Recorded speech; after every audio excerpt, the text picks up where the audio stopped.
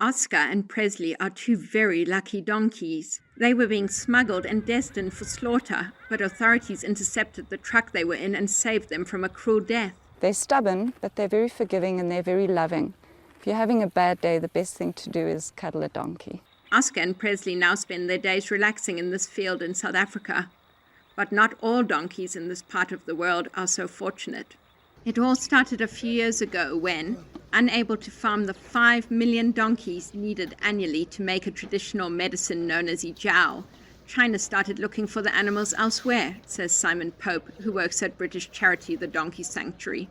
China had to effectively go out to the world to try and find supply to meet this massive demand for ejiao.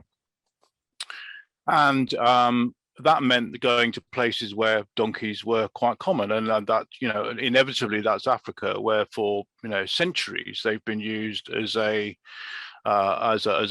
beast of burden. While some in Africa were willing to sell their animals, others were not, so local criminal gangs began to steal donkeys. Experts say the donkeys are often killed in the most brutal way, usually knocked out with a hammer, and are sometimes even still alive when they are skinned.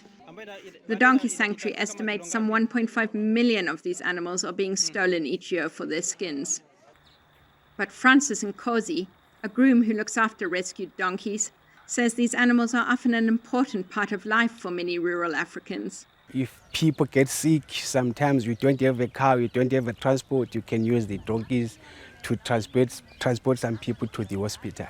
Grace Delange, an inspector with the National Council of Societies for the Prevention of Cruelty to Animals in South Africa, says stolen donkeys are now being smuggled into the tiny landlocked kingdom of Lesotho, where they are killed before being sent to China. We're finding a lot of the trade is going from South Africa into Lesotho. We are not sure exactly what the link is and how they are getting it out, maybe easier from Lesotho. We've had meetings with government in Lesotho, and they are also investigating.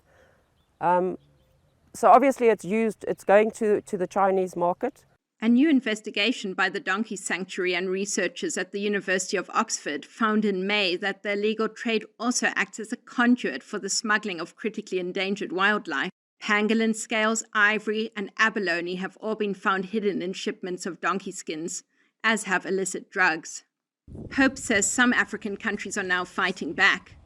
Tanzania announced a ban last month, saying its donkeys were at risk of extinction. But what we're beginning to see now is a much more of a concerted pushback. But Africa's donkeys will continue to be at risk of being targeted by criminal enterprises as long as there is demand for ejiao in China.